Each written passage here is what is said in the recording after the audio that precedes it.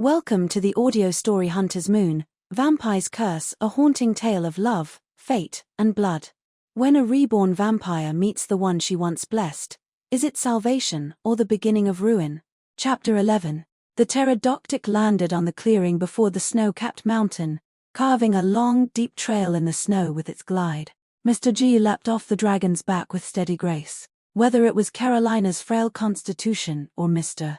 G's overly flamboyant dragon riding skills, I practically tumbled off, rolling and crawling my way to a birch tree, clutching its trunk as I vomited. I swore I'd never ride a dragon with this man again in my next life, only he could stomach such technique. I retched until my stomach was empty, not even bile left to heave, before lifting my head in a disheveled state, only to find Mr. G standing there with his arms crossed watching me.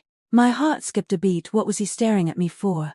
Perhaps it was my guilty conscience. But even though his gaze was cold and emotional, I felt an unsettling sense of being seen through. It was as if he'd noticed something. A moment later, his voice cut through the biting wind. Done vomiting? Why, yes, done. I grabbed a handful of snow to wipe my mouth clean and trudged slowly to his side. Mr. G said nothing, but I felt his eyes linger on my face, studying something, his gaze almost tangible. Under that stare in the crystalline, translucent world of ice, I broke into a nervous sweat. Stop looking. If he kept staring, I might blurt out the truth. He didn't give me the chance. Seconds later, he looked away and said coolly, "Put on your hood. We need to reach the port before nightfall." My nerves made me chatty. Why before nightfall? The Kraken natives have a ritual of sacrificing outsiders to the sea, Mr. G replied, pulling up his hood. Its wide brim shadowed all but his pale lips and sharp jawline. Maybe it was the dazzling snow, but his striking features left me momentarily dazed. Who could have imagined that the breathtakingly handsome Mr. G was once a child more terrifying than a hellish creature? I wondered if his looks had ever brought him luck, even for a fleeting moment. If so, I'd done at least one good deed.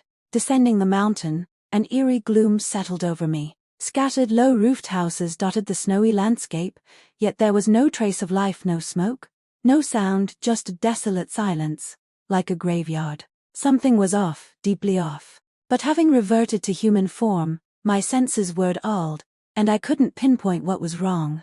Leaving the village, the scene suddenly came alive. The mountain and its base were like two different worlds. No wonder the map marked them in contrasting colors. At the foot of the mountain, the howling wind faded, replaced by a cacophony of voices. I saw kerosene lamps swaying in the light snow, sailors' ropes and tattered fishing nets strewn about. The brassy glow of the lamps flickered like fireflies, igniting the silver-clad coastline.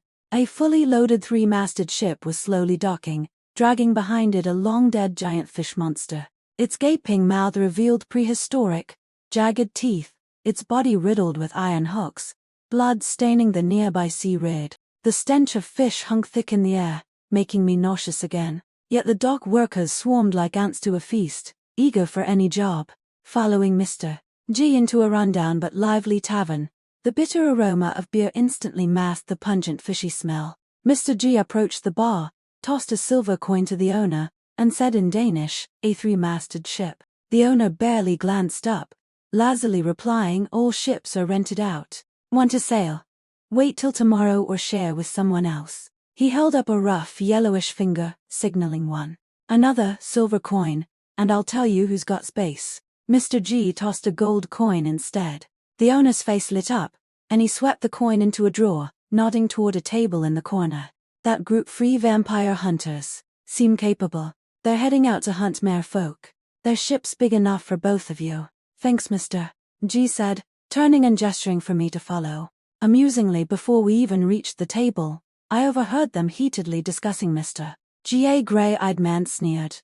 "Only you little girls think Mr. G's got real skill. I'm telling you, he's top of the vampire hunters ranking because of sheer luck. Maybe a sliver of strength, but he's no match for us free hunters who've clawed our way up." "Exactly," another chimed in. "If my family wasn't dirt poor back then, unable to pay 120 francs, I'd be a gold rank hunter by now." A girl countered, "Don't you have some bias against Mr. G? His record shows he's taken down 6 epic level monsters single-handedly. Have any of you even seen an epic monster shadow?" I'm just speaking facts.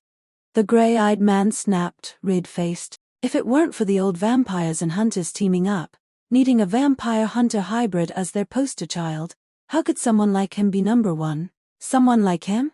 Care to explain? I never lie. If any of you see Mr. G at Paris headquarters, ask him if I, Matthew, am wrong. I'll say it now, aside from a pretty face like a woman's, he's got nothing. I may only have a bronze rank, but beating him would be like beating my own son. If I can't, I'll lick the decks of those sea hunting ships clean. I don't know what this beer was brewed with to make people so bold. The man looked sober but spewed drunken nonsense. It's like a regular vampire ranting about Augustus being a tyrant, only to Torrent standing behind him. No sane person would think they'd be that unlucky, yet this guy was. Utter nonsense. I believe Mr. G has his own merits. Slandering him without proof only makes you sound jealous, the girl retorted. Jealous? Of what? Matthew's face flushed redder, his voice rising. His girly face. Or that he's a blood-sucking monster? Funny, my bronze rank, earned through real achievements, can't possibly lose to his watered-down gold rank. Before he finished, a blue fireball slammed into him. With a loud crash, Matthew vanished, leaving only a human-shaped hole in the wall. The commotion drew the entire tavern's attention. Eamon next to Matthew stood nervously, stammering, Who are you? Why attack us? Mr. G removed his hood, revealing his cold, striking face. Someone looking to share your ship. Chapter 12. For many, the Vampire Hunters Association badge might not be the first thing they remember. It's Mr.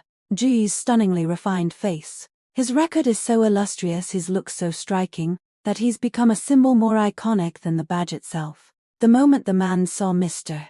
G's face, he collapsed in fear. Mr. G, I'm not mistaken, am I? Why are you here? The girl who defended him stole a glance, tugging at her companion excitedly. It's really Mr. G, a living, breathing legend. Mr. G, unfazed by the buzz, said calmly, Didn't hear me? We want to rent your ship. The man nodded frantically, scrambling to his feet. Mr. G wants to share our ship. Welcome, absolutely welcome. No, forget sharing, Mr. G. You can take our ship outright. I'm so sorry about earlier. My friend had too much to drink and wasn't thinking clearly. He's always respected you, sees you as a guiding light. I'd heard so much flattery before that his apology left me unmoved. I didn't sense much remorse, just fear of Mr. G's power. What's the point of regret born from fear? If they'd been mocking someone weaker instead of Mr. G, they'd never realize their mistake, let alone apologize. I smirked. A guiding light? You think Mr. G is some naive girl who'll believe anything? The man deflected, miss. I don't know what you mean. My friend genuinely admires Mr. G, sees him as a goal to surpass. That's why he said those things men get like that when drunk. You're not a man, so you wouldn't understand. It's just harmless banter. Every guy's done it. I'm sure someone as magnanimous as Mr. G won't hold it against us.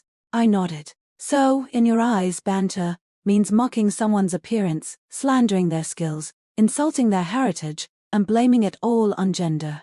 Got it. I hadn't planned to act, but his words were so vile I'd feel sick all day if I didn't do something. I drew the dagger strapped to my thigh, twirled it, and before he could react, I leapt onto a nearby stool and slipped behind him, slashing across on his face. Vampire hunters heal faster than vampires. A minor cut like that would mend in half an hour. My intent wasn't to harm but to humiliate. As expected, he was furious. You little miss, Mr. G hasn't said a word and you attack me? That's not fair. Just because you're with Mr. G doesn't mean you can do whatever you want. I smiled, grabbed a fork from a nearby diner's plate, and hurled it at his crotch. With a ding, it pinned his pants to the floor. The fork quivered, and his legs shook as he sank to his knees, silenced. I picked up a rag, wiped the blood from my dagger, and sheathed it. Scared you?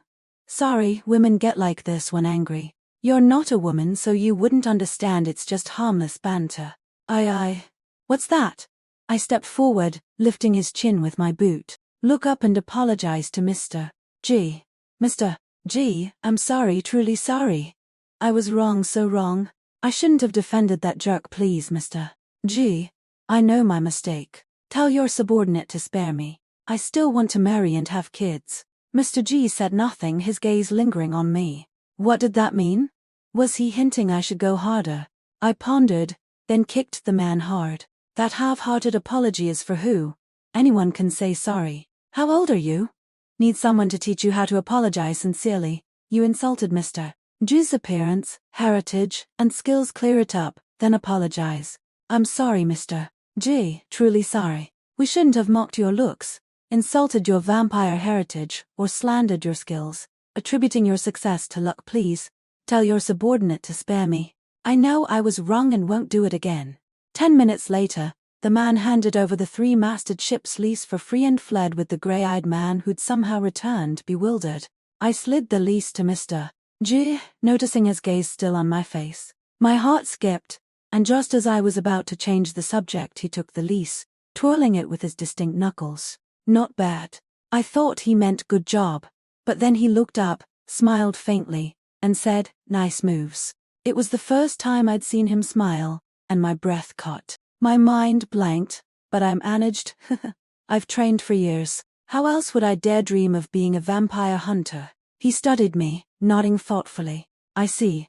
That seen through feeling returned. I had to take control of the conversation.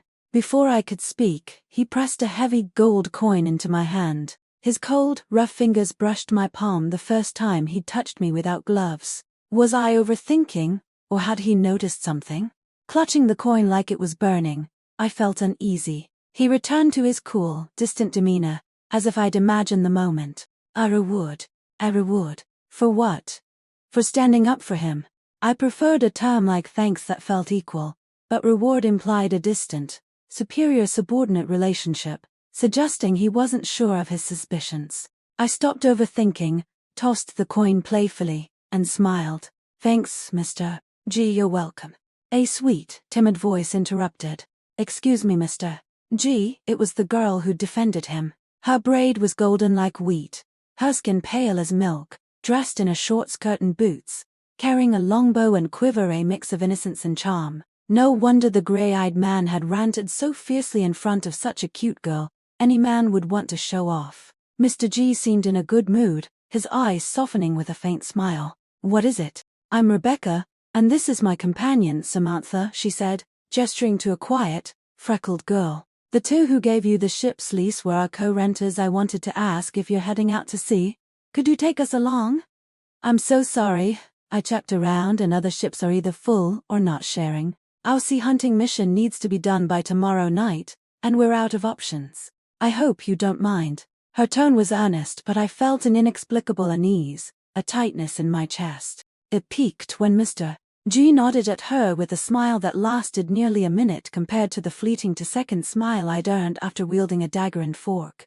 It was infuriating. The difference in treatment was too blatant. With his permission, Rebecca's cheeks flushed with joy. She sat down, hands propping her chin, eyes sparkling as she asked Mr. G basic questions. I expected his usual curt read the hunter's manual, but he answered patiently. Then again, when he'd returned to the apartment injured, he'd patiently answered my endless questions. It was just his teacher-like nature. What was I dissatisfied with? I threw back my hood and took a sullen sip of water. The chatter quieted, and I looked up to see Rebecca's light blue eyes fixed on me, full of awe. Your moves are amazing, and you're so beautiful. No wonder you're on a mission with Mr. G. I'm so jealous. Her praise was sincere, and I replied honestly, thanks, but I know I'm average looking. No way, Rebecca shook her head. Your eyes are stunning, especially that tear mole. It's so unique. If that's not beautiful, then no woman is. My first thought was, another person mistaking my cheek mole for a tear mole. It was close enough in position, but it was definitely on my cheek. I was about to laugh it off when a chill shot up my spine. I was Caroline and now my mole was covered by makeup. How could she see it? For a moment I forgot to breathe, hearing only my pounding heart. Had the makeup worn off? When? How much? Had Mr. G noticed? If he had, how much did he know? No wonder he'd been staring earlier. What should I do? Chapter 13. Calm down. I had to stay calm. No panicking. The world has people who look identical without being twins. My eyes only resembled my past self. As long as I didn't admit anything, Mr. G had no reason to be certain I was his creator. Forcing myself to relax, I said casually, I thought painting a mole under my eye would make me stand out. Opera divas do it. You should try it sometime. Rebecca bought it instantly. You've been to the opera. Is it true those women earn money without hunting monsters? Her question was odd. Either she was playing up her innocence of flaunting her monster hunting uniqueness. It's true. Some earn by hunting, others pay for the hunt. Sensing my coolness, she said sweetly, you know so much. Then resumed pestering Mr. G with basic questions. Maybe it was my imagination, but his responses grew distracted. Rebecca, perceptive despite her innocent look, noticed his impatience and quietly returned to her companion. As dusk deepened, kerosene lamps under the eaves lit up, warming the drifting snow. The tavern grew livelier with returning sailors. Mr. G stayed silent. I glanced at him. He was idly polishing his witch silver crossbow, its body and strings gleaming. His long lashes shaded deep-set eyes, his profile cold and sharp, not feminine, but enough to make any woman's heart race. I wanted to know his thoughts. How much of my lie did he believe? Had he dropped his suspicions, or was he irritable from losing a suspect? He wasn't one to jump to conclusions. Without solid proof I was his creator, I could keep bluffing, or so I told myself, as sweat soaked my gloves. After a silent dinner, Mr. G said we'd leave soon, his first words to me since nightfall. I peeled off my gloves to air my sweaty palms, hesitated, then called out, Mr. G, I owe you an apology. He glanced at me. For what? Yesterday, while packing, I accidentally saw the portrait in your pocket. The woman's tear mole was so striking, I copied it on my face. I hope you don't mind. As the last word hung in the air, the atmosphere seemed to freeze. He stared at me, his gaze cold and invasive, though I avoided his eyes. I couldn't tell if he was pleased or angry. Bracing myself, I said, I'm sorry, it wasn't intentional. Please forgive me. Don't let it happen again, he said, turning away infuriately. I exhaled quietly. That was settled. Before we left, I found a corner to reapply my makeup, then bought water and beef jerky from the tavern owner. I noticed most people were buying brass bins shaped like a monstrous half-goat, half-fish creature with bone wings and octopus tentacles. Curious, I asked, what's this? The sea god, the owner replied. Keeps you safe at sea from deep divers. I've never sailed, so I don't know what they are, but sailors fear them. Want one, miss? I thought it over. I'll take 4. Any discount? With everything ready, we headed to the dock. The stench of fish scales was everywhere: sewers, trash heaps, wall corners, cobblestone gaps. Piles of fish bones and guts fermented into a bizarre, acrid smell. A wild cat with a live fish darted past Rebecca, startling her into a scream. She instinctively ran to Mr. G, but he stepped back politely, urging her to watch her step, leaving her embarrassed and crestfallen. Her companion whispered comfort. I'd imagined the 3-masted ship with pristine sails and a sturdy hull, but reality was a letdown. The ship looked battered by 1,000 storms, its sails patched with faded colors, its hull covered in green moss and seaweed, like it was dredged from the ocean floor. That such a wreck could be rented showed how lucrative the ship rental business was in the Kraken Islands. Mr. G boarded and phased. Rebecca and Samantha explored the deck curiously. I glanced at the cabins, hearing that Kraken Island sailors rarely came on deck, unless raising sails or dropping anchor. Their quarters had magical barriers to keep out monsters and avoid tenant troubles. Interestingly, though protected by a magical barrier, the ship was steam-powered. When it set sail, its chimney belched thick black smoke into the cloudy sky. Sailing wasn't as thrilling as I'd imagined. From the deck, I saw only black skies, black sea fog, and black water. It was a journey with no destination, and the uncertainty gnawed at me. Yet Rebecca and Samantha chatted like they were on a picnic, discussing merfolk's appearances as if Mr. G would handle their mission. While chewing jerky, I remembered the brass pins and gave them to. Rebecca thanked me sweetly, but as I turned, I saw her toss hers into a deck barrel. Samantha pinned hers on, but Rebecca grumbled about wearing something so gross. I let it go. I'd given them the pins, whether they wore them was their choice. If they died at sea because they ignored the pin's protection, it wasn't my fault. Mr. G stood at the bow, gazing at the sea, his collar and cloak flapping in the wind. No matter how often I saw his face, its refined, noble beauty stunned me. I wondered if the ugly boy from the circus was real or just my imagination. Mr. G, I called softly. He didn't turn. What? It was odd knowing he was my descendant, yet feeling overpowered by his presence. I meant to say this pin might ward off deep divers, take it.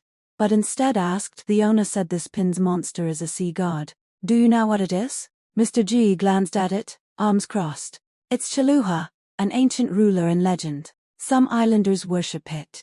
Deep divers are its servants. Some like to mate with humans to expand their race. People fear not death but bearing a monstrous child.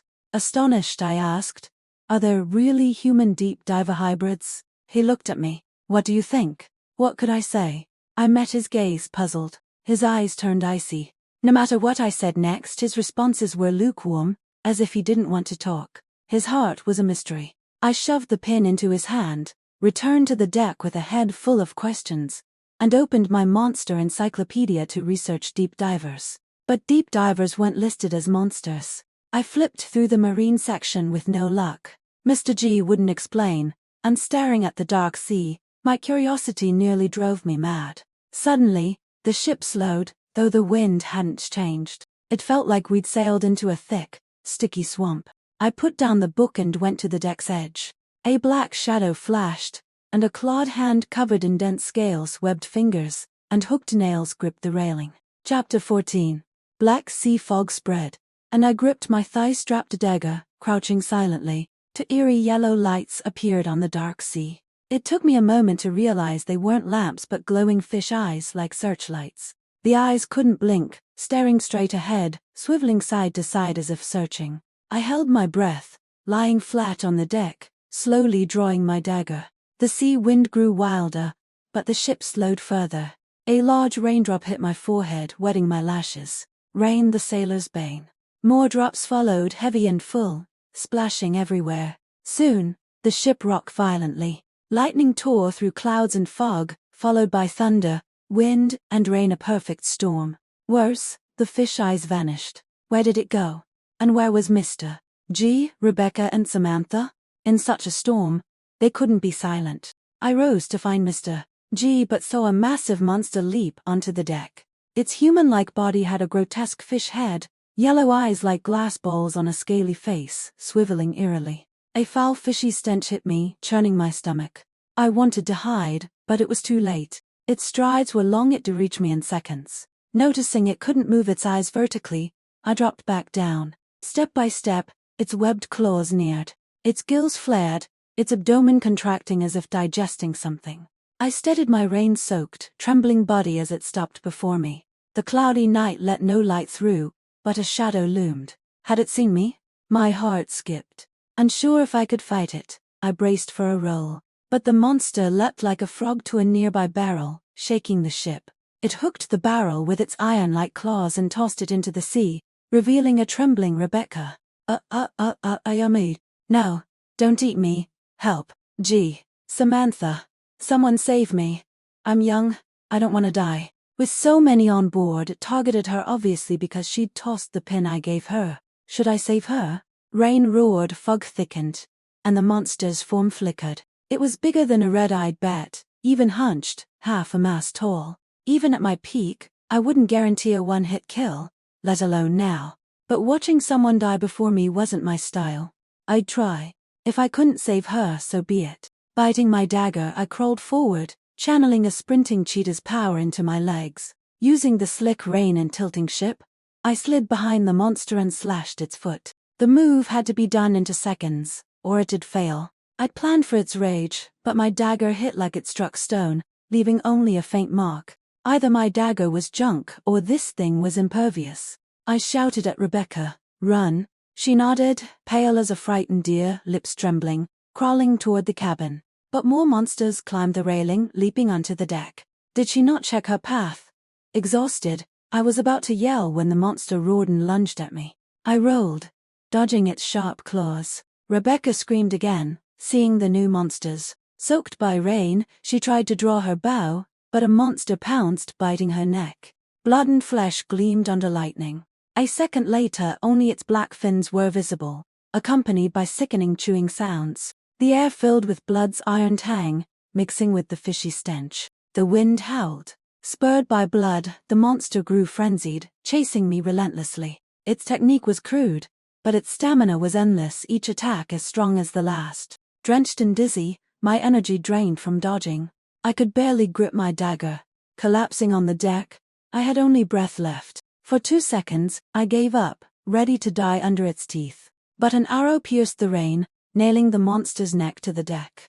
In the mist, a tall figure approached. I turned, seeing only his sharp boots and gleaming spurs. Mr. G. My heart settled, and I exhaled. The monster tried to pull the arrow out. Mr. G. raised his rich silver crossbow, firing 3 shots wrist, knee, abdomen, pinning it dead. He reached me, his black gloved hand extended through the rain. Get up. I nodded, grabbing his hand, but a sharp pain shot through my knee. Perfect, my leg was broken. Just my luck. I might not be able to stand, I muttered. In the stormy night, the ship rocked, monsters swarming like ants. Unless Mr. G suddenly grew a priest's heart, I'd likely be left behind. He paused, drawling, "Is that so? That's unfortunate." His tone was as flat as ever, but his words carried an eerie zeal, like a fanatic who'd visited an unspeakable realm or heard whispers from the deep sea. I hadn't feared the monsters, but his strange demeanor made my heart quiver. "Mr. J." He stared into my eyes, shooting another arrow without looking, pinning a lunging monster to the deck. "You called me wrong," he said, gripping my chin with 2 fingers. "You know my real name." "Say it again." My blood ran colder than the rain. Did he know, or was he testing me? No, his eyes and tone were off. Had he encountered a mind-bending monster, killed it, but been affected, hallucinating? I gambled on the latter. "Mr. G, I don't know what you mean." Another monster leapt at him, biting for his neck. Unfazed, he grabbed its wrist and threw it over his shoulder, snapping its neck with a crack. He looked at me. Rain streamed into his eyes, tracing his sharp features, yet he seemed at ease, like a shark in its ocean. "Have you forgotten me, or do you refuse to remember?" His golden eyes narrowed to slits. "They say you abandoned me out of shame. Is that true?" "Mr. G, you've got the wrong person." "Is that so?" His crossbow-holding hand slid to my waist. The soaked cloak made every touch vivid. I froze as he leaned close, his lips brushing mine. "Let me reintroduce myself. I'm your descendant, Eric." As his shadow enveloped me, I jolted awake, the encyclopedia thudding to the deck. The voyage was calm, no wind, rain, or fog. Rebecca and Samantha chatted nearby. The fish-headed invasion and Eric's kiss were just a dream? What a nightmare. Why would I dream that? My forehead was sweaty. Mr. G, nearby, asked casually, "Bad dream?" Seeing his sharp features and pale lips, I recalled the dream's kiss. My heart skipped, but I steadied my breath. "Yeah." He adjusted his cufflinks. "I forgot to mention, though Chaluhai is sealed in the sea, its mind can reach the surface, touching people. Those it touches either have nightmares or go mad." He glanced at me. "At sea, it's best not to sleep." Chapter 15. A damp breeze made me shiver. I lowered my head, avoiding Mr. G's gaze, and bent to pick up the encyclopedia. But I stole another glance. He'd removed his gloves, adjusting a brass telescope. His fingers were perfectly proportioned, his pinky longer than most ring fingers. Seeing them, I couldn't shake the image of him gripping my chin. How could I talk to him normally now? This wasn't my first close encounter with a man. I'd locked eyes, held hands, or danced with plenty at social events. But it was the first time such contact left me rattled. Was it because Mr. G's masculinity was so intense? Possibly. Unlike ordinary men, he was a hunter, risen to the top through brutal kills, like an alpha wolf claiming the first bite. He exuded aggression and dominance. Equating him with the boy who needed saving was my mistake. Beyond his beautiful face, everything his Adam's apple, his frame was a grown man's. I shouldn't see him as a pitiful child anymore, sighing like a mother whose child grew up overnight. I was startled when the ship's load. It had happened before. I looked up, seeing floating ice on the dark sea, cold fog chilling me. We'd entered the Arctic Ocean. I gripped my dagger, pacing the deck. Aside from the biting cold, nothing seemed amiss. Was I paranoid?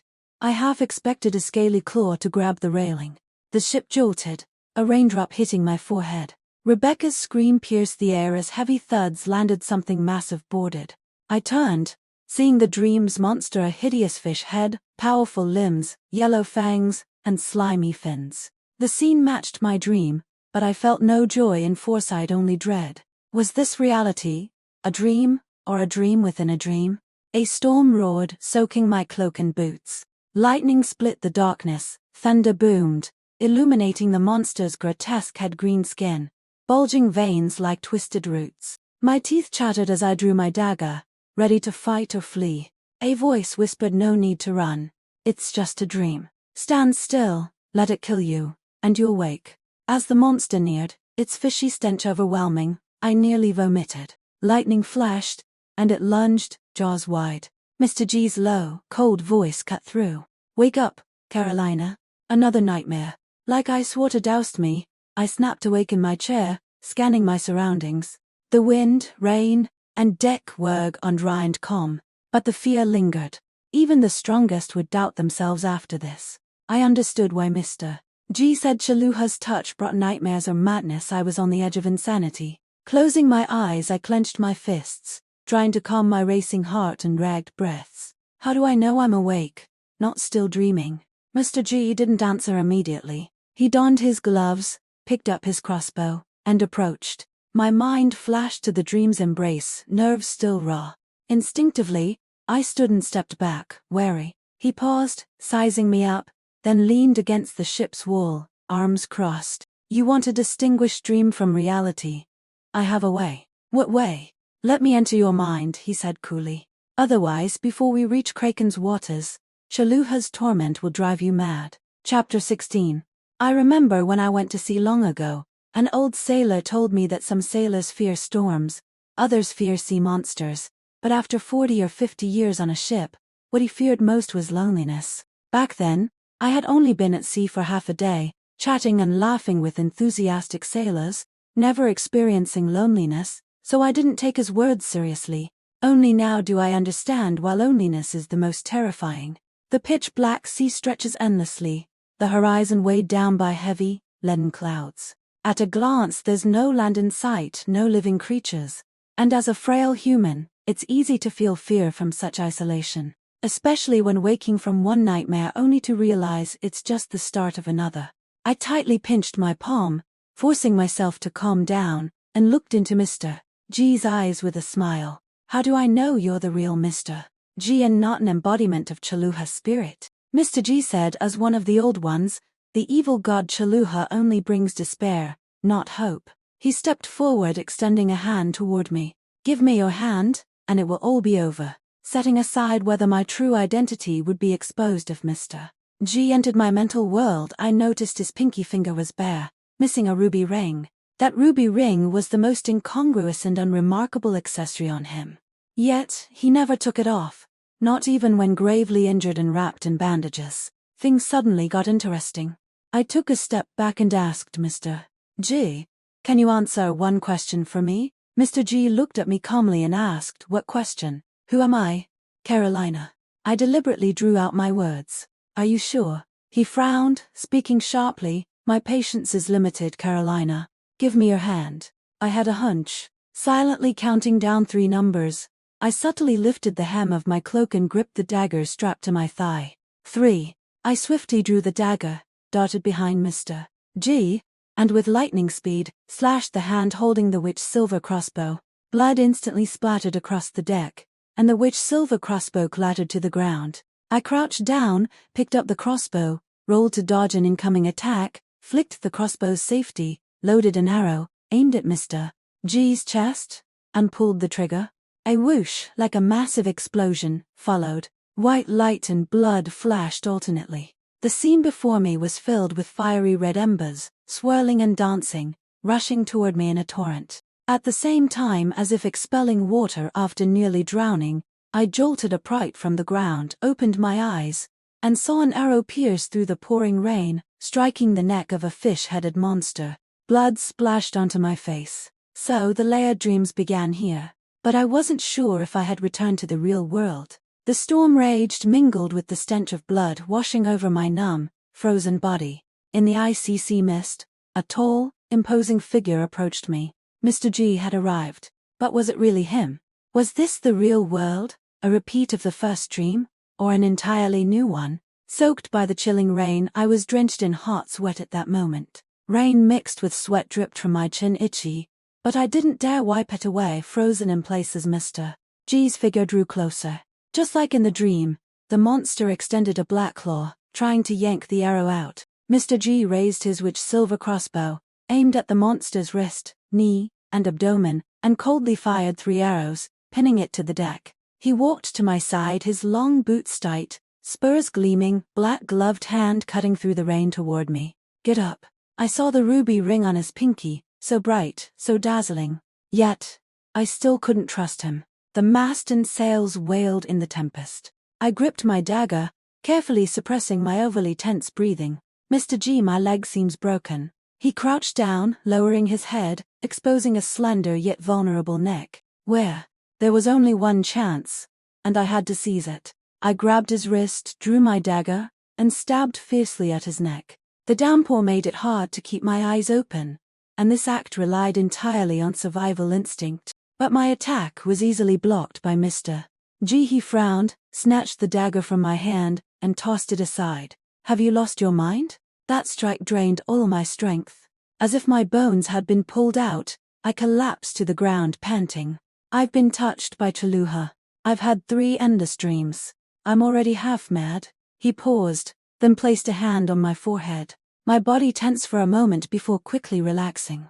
Let him do what he wants. I had no energy left to wonder if he was the real Mr. G or Chaluha's embodiment. All right, Mr. G said after a while, removing his hand and dispatching another monster. This is the domain of evil gods and sirens. You're not a vampire hunter, and you've been infected by Kraken's tentacles. It's normal for it to target you. You're lucky. Lucky? What did that mean? I couldn't help but ask. Can you tell me what happened? I'm struggling to distinguish dreams from reality. You'll understand soon, he replied. As he spoke, a monster lunged at us. Mr. G picked up my dagger from the ground and threw it like a dart, pinning the monster to the ship's wall. That was my dagger. I looked away, feeling uneasy, and asked why. I entered your mental world. Soon, you'll temporarily have my vision, hearing, and mental strength. Noticing my pale face, he glanced at me. What's wrong? Nothing. This decisive, forceful demeanor was unmistakably Mr. G. Chaluha's imitation paled in comparison. If Mr.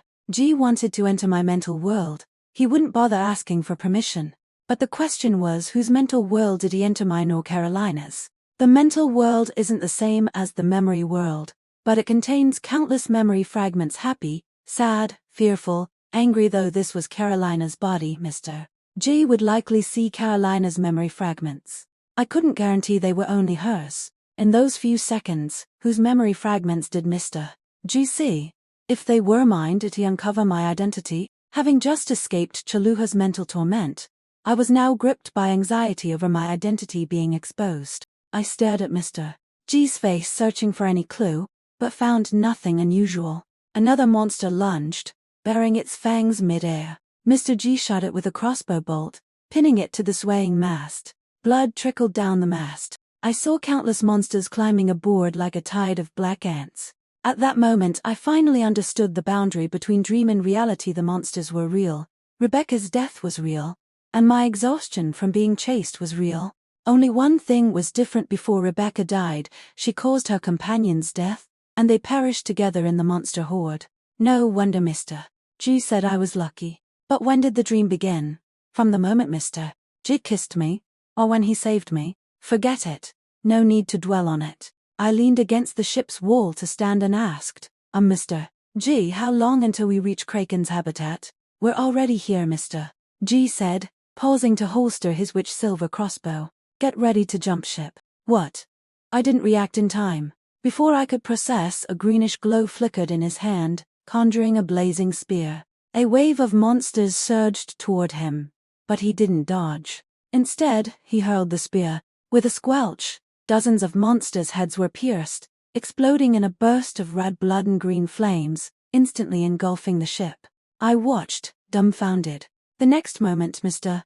G's voice rang in my ears. Jump. With no time to think, I held my breath and leapt into the sea. Water splashed everywhere. The first sensation was cold, indescribably cold. My body heat drained rapidly, teeth and fingers trembling. Yet, a wave of heat surged overhead as greenish flames spread across the sea, tearing the 3-masted ship into countless fragments. But it wasn't over. Though the ship was shattered, the monsters that fell into the water quickly regrew their limbs. One swam toward me, its fins quivering, jaws gaping. Fortunately, I had Mr. G's strength and snapped its neck in a few moves. Then Mr. G swam to me. I saw him aim his witch silver crossbow at me, not terrifying because he might shoot my neck, but because of the dense swarm of monsters behind him, like a school of sardines. With a whoosh, 3 monsters near me had their necks pierced by arrows. Mr. G grabbed my wrist and said one word, "Go." Indeed, reality is always more terrifying than nightmares. Scenes that never appeared in dreams now unfolded, a relentless tide of monsters trailing us, their golden, unblinking vertical pupils glowing. As we dove deeper, light faded, and darkness consumed my vision. Mr. G softly chanted a spell, and a white light glowed ahead, illuminating the scene. I saw rocks standing for millennia, eerie deep-sea trenches, and coral reefs more vibrant than flowers. These were rare sights, but my attention was drawn to Mr. G's eyes. In the inky seawater his hair swayed with the ocean's rhythm, but his pupils glowed with the same cold, dangerous golden hue as the fish-headed monsters. Recalling what Mr. G said about deep divers mating with humans to expand their race, combined with his golden vertical pupils and ease underwater, a chilling suspicion arose. "You're not wrong, Mr. G's voice sounded beside me, tinged with a siren-like beauty and eeriness, perhaps due to the water. My father was a deep diver's descendant. After my mother gave birth to me, he abandoned us and returned to the sea. I'm sorry. No need to apologize," he said, turning to me slowly. "Those are old matters. Someone has already given me a new life." Chapter 17. Clearly that was another test.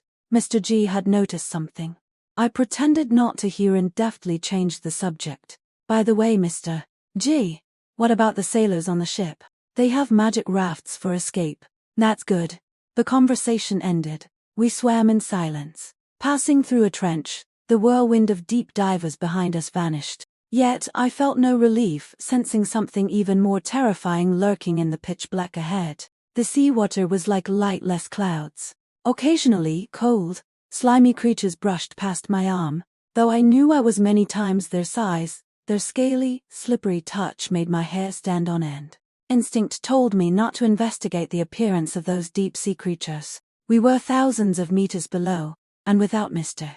G's power, the pressure nearly 1,000 times that of land would crush me into a pink mist. These creatures had evolved into horrifying forms to survive such harsh conditions. After swimming for an unknown time, I touched something like a skull, covered in sticky algae. Humans are strange. Even knowing bones can't come back to life, they still scare us. My heart skipped a beat, and I quickly let go, shaking my hand and swimming aside only to collide with Mr. G's chest. He steadied my waist with one hand, then released me. "What's wrong?" "I think I touched a human skull." "Wait, thousands of meters underwater, how could there be human remains?" Mr. G didn't respond. With a slight movement of the water, he seemed to flick his fingers, and the probing white light turned into a meteor, streaking toward us, illuminating the object. It was indeed a long-dead human skeleton, its skull covered in moss-like algae, teeth blackened with only a few remaining, dressed in tattered black robes. A dozen thin silver fish darted through its ribs, scattering when the meteor-like light approached. One skeleton could be a sailing accident, but turning around I saw thousands of similar skeletons, all in tattered black robes, prostrate in the sand, their white bony hands raised in worship. Mr. G and I exchanged a glance and swam forward together. The dark silhouettes ahead gradually became clear, majestic Ionian-style buildings, each stone pillar nearly 100 meters tall, too vast to see in full. Such grand structures couldn't be built even with today's magic and steam technology. The underwater city bore the scars of history's relentless tides. No wonder some go mad from inexplicable phenomena. This incomprehensible, unreplicable city had a chilling power. Then, a red light flashed in the hall. As I moved closer to investigate, Mr. G suddenly grabbed my wrist. I thought someone as experienced as him, who rose to the pinnacle of vampire hunters from nothing, wouldn't be shocked by such a city. But turning back, his expression was one of astonishment, and he pulled me back at breakneck speed. My heart sank, and I followed without hesitation. The seawater began to tremble. Countless currents, like visible winds, surged toward the city. Sand and stones swirled, forming vortices. Massive boulders crashed down, stirring clouds of sea dust despite the water's buoyancy. The water turned murky instantly. In a flash, a thought struck me. Kraken often disguises itself as an island. That city, it was Kraken. As if confirming my guess, two blood-radical pupils lit up between the pillars, and a tentacle thicker than an ancient tree trunk swept toward us. Mr. G pushed me aside, raised his rich silver crossbow, and fired an arrow. The magic arrow, carried by the current, pierced Kraken's tentacle.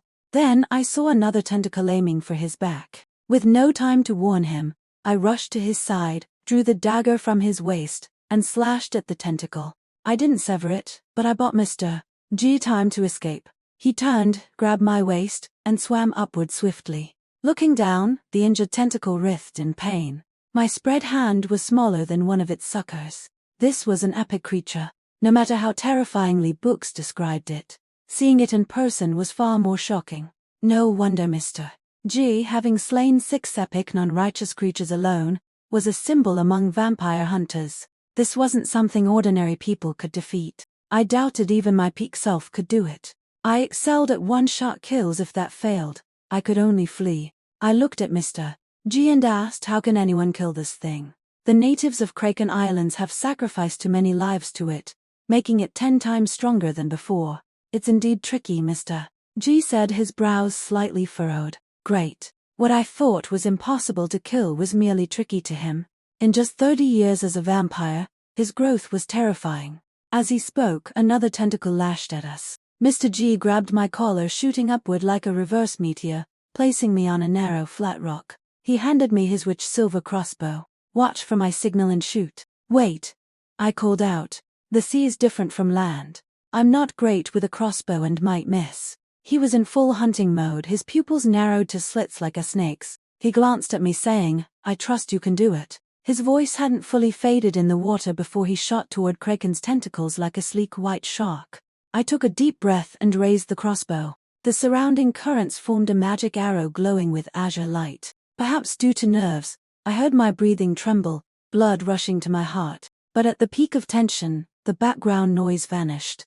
I sensed the difference between sea and land, forming a rough judgment. Then, the first signal lay light magic orb appeared near a tentacle beside Mr. G. I aimed the crossbow at the tentacle but adjusted downward before firing. Whoosh! The magic arrow shot out, veering through the chaotic currents but hitting the tentacle beside Mr. G. I exhaled in relief. Mr. G didn't even glance back, his feet moving nimbly as he swam deeper into the tentacles. I realized he was aiming for Kraken's head or heart, and I was his pathfinder. No time to think or hesitate. The next light magic orb appeared near Mr. G's arm. I didn't know whether to thank his trust or sweat for him. The sea differed from land. Shooting required prediction. One wrong move, and his head or arm would be gone. Though vampires have strong regeneration, my rich silver crossbow was deadly to them. I closed my eyes, swallowed the taste of seawater, aimed at the light, and pulled the trigger. Whoosh! The magic arrow, trailing bubbles and currents, shot toward Mr. G. For a moment my breathing stopped. Just as it was about to graze him, he spun, caught the arrow, and threw it aside. 3 tentacles were pierced, releasing a yellowish mist in the water. Taking advantage of their writhing, Mr. G kicked off a tentacle, darting upward like black lightning. In a blink, he stood atop the city's roof. I swam to his level. He waited a few seconds, then tilted his body, signaling me to continue. The third light magic orb appeared on the city's stone pillars. I inhaled and exhaled deeply, my heart beat unnaturally fast, and fired 3 arrows at the pillars. But the pillars, made of unknown stone, only shed fragments. Suddenly, I noticed the writhing tentacles near Mr. G and abandoned the pillars, aiming at a thick, powerful tentacle with suckers like drifting jellyfish. Whoosh! The magic arrow pierced the tentacle's sucker. Enraged, it thrashed like a giant python. The water trembled, bubbles rose, and sea creatures fled in panic. I fired a second arrow at a tentacle on the city's foundation, then a third. This time, I didn't aim at the tentacles but at the central pillar, mimicking a creature attacking and fleeing. 2 tentacles struck the third arrow, uprooting the entire city. Debris spread like a storm, and 100-meter pillars snapped. I meant for Mr. G to escape, but his speed outpaced my plan. As the third arrow fired, he was already charging at Kraken's head. As the grand structures collapsed, debris scattering like waves, Kraken's hideous head emerged. Fangs countless, dense fangs in swirling rows, a writhing reed gum, trembling as if alive. This wasn't a head but a maw that could swallow islands. At that moment, the fourth, fifth, and sixth light magic orbs appeared in odd positions. After firing, I realized they formed a staircase leading to Kraken's maw. With this thought, I looked up to see Mr. G shed his black coat, revealing a fitted white shirt. Its hem floated, making him resemble a lean, muscular white shark. He stepped onto a magic arrow, twisting his boot to redirect it, knocking aside an attacking tentacle. From stepping on the first arrow to entering Kraken's maw, it took less than 2 seconds. Without his vision, I'd have seen only a disjointed white blur. Though I knew his skills meant he'd likely be fine inside Kraken, my heart still faltered when I saw him swallowed. Seconds later, the water seemed to boil, bubbles surging upward. A shockwave hit me, and I heard nothing. Green, yellow, and red mists exploded. As my vision flipped, a tall figure teleported before me. Mr. G. He grabbed my arm, his face bearing over a dozen rapidly healing wounds. Kraken is dead. Let's go. Chapter 18. Ascending was entirely different from descending, especially when seeing the faint light of the surface but swimming endlessly without reaching it. My head grew dizzy, my heartbeat slowed with exhaustion, and my skin paled as veins bulged, blood eager to burst out. Damn, Mr. G's power was fading. I grabbed his wrist, looking into his golden eyes, trying to tell him, but opening my mouth produced only bubbles. The power was gone. As if blindfolded, darkness engulfed me.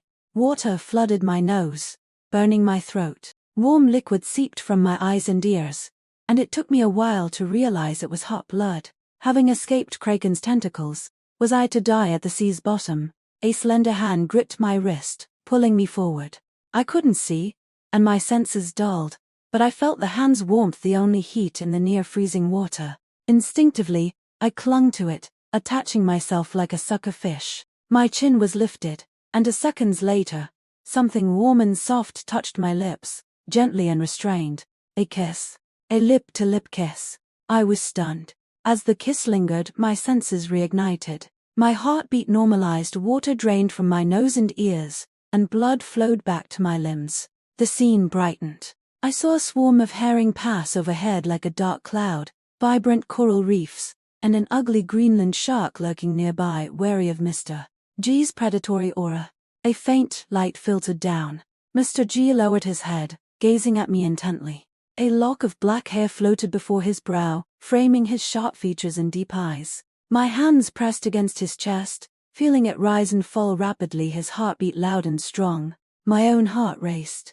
In his presence, I felt I had no secrets left. He watched me silently for a moment, then released me and swam forward. When we return, keep your promise. Staring at his back, it took me a while to recall the promise, allowing him to search my memories. Had he already guessed? Was he holding back because he lacked proof, or did he want me to confess? Recalling his words about me giving him a new life softened my heart. Telling him the truth wouldn't be bad, but it would complicate things. Would he be willing to face those entanglements with me? We surfaced, the three-masted ship long destroyed, leaving only charred planks. As I wondered how we'd return to Kraken Islands, Mr. G took my wrist. The Arctic Ocean's cold made his hand feel scalding. The memory of his kiss flashed, and I stiffened, blood rushing to my face. What was wrong with me? Why did every close moment with Mr. G make me so uneasy? The sea was dark and vast. He didn't notice my discomfort, holding my hand and swimming forward, his voice clear and captivating. Follow me. Don't stray. Oh, okay. It was strange, his voice alone quickened my pulse. What was wrong with me? The old me only felt this way facing tough challenges. After swimming for ages, my limbs aching, I finally saw an island's outline. But 80% of it was covered in silver white, clearly uninhabited. Yet Mr. G swam toward it without hesitation, and I nearly couldn't keep up. Half an hour later, we reached the island. Mr. G, soaked, stepped ashore and cast a drying spell on me before heading into a birch forest. I hesitated. Well, I'd already shown enough flaws in front of him, one more wouldn't matter. I called out, Mr. G. He stopped, turning his head. What is it? The tide surged, stars pulsing in the silent yet vibrant night sky. I looked at his sharp jaw and high nose, my heart racing again. Standing beside him, I felt his gaze but lacked the courage to meet it. I'd felt this before, but that was from guilt this time. I had no reason. I quickly chanted the drying spell, then turned away. No matter what, don't forget to take care of yourself. Everything else is secondary. Mr. G looked at his dry shirt, then suddenly grabbed my wrist tightly. His hand was like burning coal, making my heart pound. Turning back, the cold night wind tousled his hair and shirt. He stared into my eyes, seeming to want to say something, but only said, "Thank you for your concern." "You're welcome." Mr. G slowly released my hand and vanished into the birch forest, off to do something. I calmed my strange mood, touched my empty stomach, and decided to set aside my questions to find food. At the shore, I used Mr. G's witch silver crossbow to shoot a cod that ventured to the surface. Scaling and gutting them, magic proved handy. No need for firewood or flint. A palm fire spell produced a fragrant, roasted cod. After eating, I was about to roast one for Mr. G when I heard rustling. Looking up, I saw him dragging two birch trees, each over 20 meters long, effortlessly. His shirt sleeves were rolled to his elbows, collar unbuttoned, revealing toned chest and arm muscles flexing with his steps. That racing heartbeat returned. I set down the cord, touched my cheeks hot. Was I sick from the cold? Mr. G tossed the trees onto the ground, knelt on one knee, drew his dagger, and scraped off rough bark. Using palm fire to soften the bark, he peeled it off, segmented the trees, and smoothed them. I realized he was building a boat. With no nails, screws, or hammers, he somehow made the wood fit perfectly. After shaping the boat, he dried the wet bark with palm fire and attached it to the hull. In under an hour, a simple birch bark boat was complete. I was speechless with shock. In vampire history, a 30-year-old vampire is like a human teenager. At his age, I was obsessed with daggers, naively believing my true old awe, reading little despite skimming many books. Yet he mastered architecture, music, monsterology, and natural science, now showcasing exquisite carpentry. The gap between people was stark. If I built a boat on a deserted island with a dagger, I'd brag for ages. Mr. G, unfazed, calmly beckoned me. "Come, we're leaving." Thank magic. No matter how talented Mr. G was, he couldn't achieve steamship speed with birch. With magic propulsion, the boat moved like a sailfish. Since Kraken Islands were near the Arctic Ocean, we soon saw the glowing outline of an island. Last time we came, it was the transition between polar day and night. At Kraken Islands, sunset occurs once every 6 months. I hadn't paid attention then, assuming it was normal darkness. As we neared shore, Mr.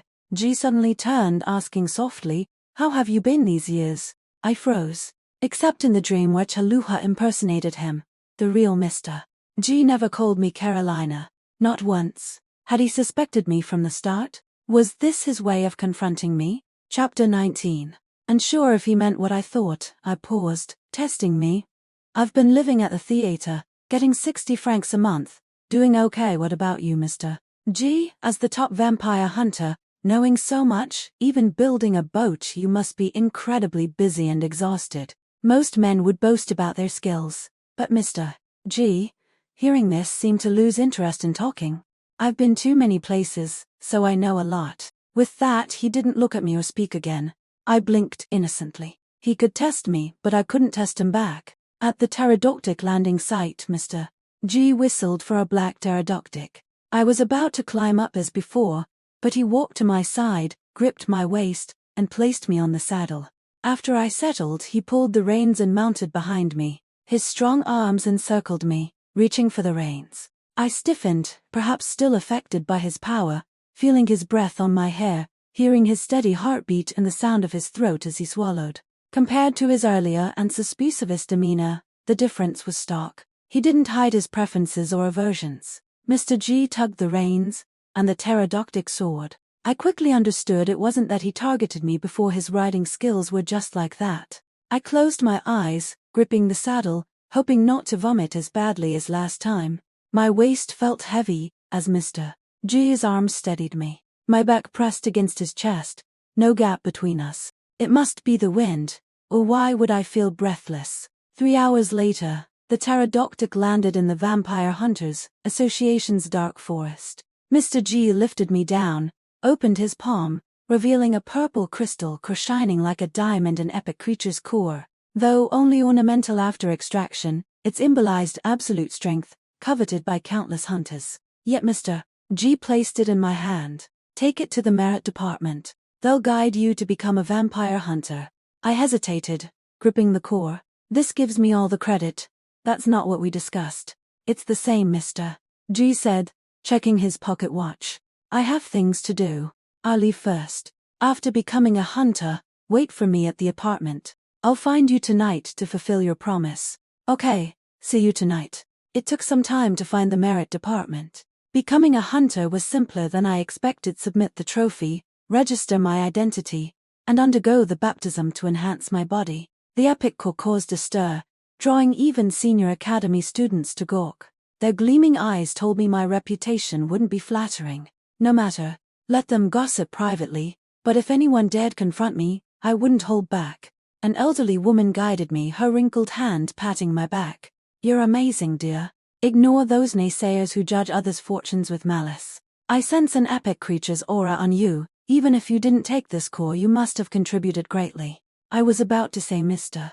G took it, but she shook her head, interrupting. He gave you such an important merit. Cherish it, and don't let him down.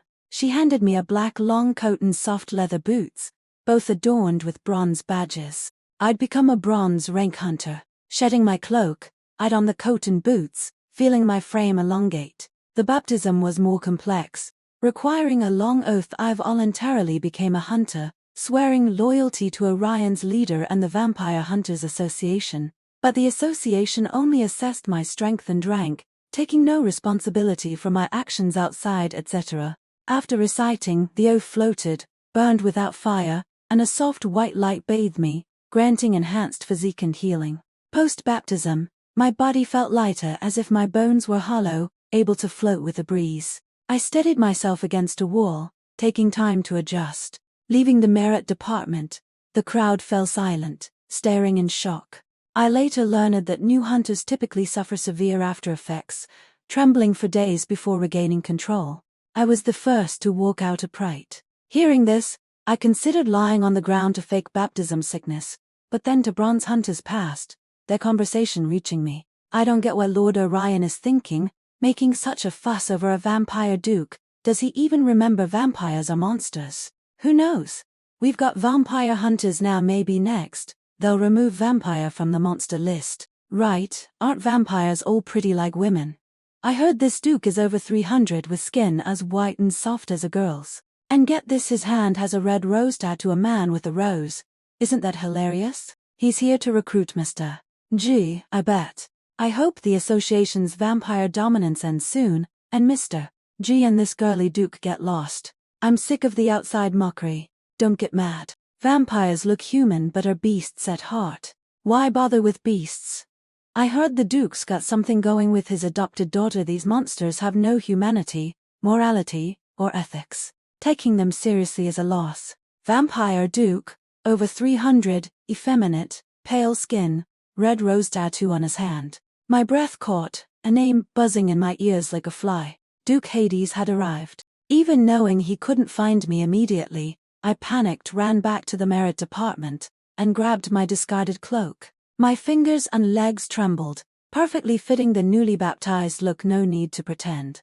Pulling up my hood, I planned to hide at Mr. G's apartment, but realizing Duke Hades might visit, I stopped. Even a 0.01% chance was too risky. I thought I could face my past shadows calmly, but just hearing his name turned me into a drenched quail. His influence was too deep. Every move I made bore his training's mark. Maybe one day I'd forget his oppression and repay his torment tenfold, but now, I lacked the courage, only able to flee as before. I couldn't stay at the Vampire Hunters Association, nor in Paris, unsure how long Duke Hades would linger. Tightening my hood, I hurried to the black market, bumping into several people without time to apologize. I found a cloak merchant, buying a bottle of red hair dye and a skin tone changing solution. Not enough. I bought a small bottle of prank solution, causing dense freckles but lasting only 24 hours. I bought 30 bottles. The merchant's grin stretched ear to ear. Not daring to return to the apartment, I checked into a secluded inn, applied the skin solution to my face and exposed skin, turning it coal black. After dyeing my hair fire red, I drank solution, sprouting freckles like stars. Appearance-wise, I was safe. But to be cautious, leaving Paris was best. I wanted to leave Mr. G a letter, saying I had urgent business but would return. After writing, I thought long and burned it. Duke Hades was cautious and paranoid visiting the hunter's lair. He'd likely have the Underdistrict under surveillance. If the letter fell into his hands, the consequences would be dire. So, I had to let Mr. G down for now. As long as we were alive, we'd reunite someday. There were many ways to leave Paris, but trains and carriages were too slow. I decided to take a multi-person mission using the association's teleportation array. Scanning the mission board, I found one multi-person task with 9 applicants, and 1 spot left. The destination was Dreamcatcher Valley, a familiar name I'd heard somewhere. Recalling it, I accepted the mission and headed to the mission hall to join the group. Chapter 20. The mission hall, set in the heart of the Underdistrict, was grand like a medieval cathedral, its stone pillars like ancient beestribs supporting a vast dome. For hunter statues holding shields and swords, chins raised, gazed at the dome's center. Each was a teleportation array with teams entering and exiting, flashing greenish magic light. From afar it was majestic, but up close, the hall reeked of sweat, foot odor, blood, and chemical solutions. With hunters' wealth, they could afford bath-equipped apartments. This wasn't poverty but neglect of hygiene. Following the mission scroll, I found the team leader, a 2-meter tall, muscular blonde man wearing a deerstalker hat, with thick brows and sharp, small eyes, 2 large knives strapped to his back. His appearance suggested a serious, steady demeanor. Clearing my throat to introduce myself, he suddenly flashed a radiant smile, strode over, and warmly shook my hand. "Little miss, your hair and skin are so unique. I'm Jason. You are? Lena. Can I call you Lily?" "Miss Lily, welcome to our team for a thrilling adventure. Though we've just met and it's our first fight together, I believe we'll soon be the most cohesive and loyal teammates, like Mr. G, dominating the rankings." I rubbed my eyes, somehow seeing golden light and silver stars sparkling around him as he spoke. Suddenly, the light and stars vanished. Jason looked at me seriously. "By the way, our team admires Mr. G. What's your stance on him, Miss Lily? If you're like those shallow hunters who dislike or oppose him, our team might not suit you."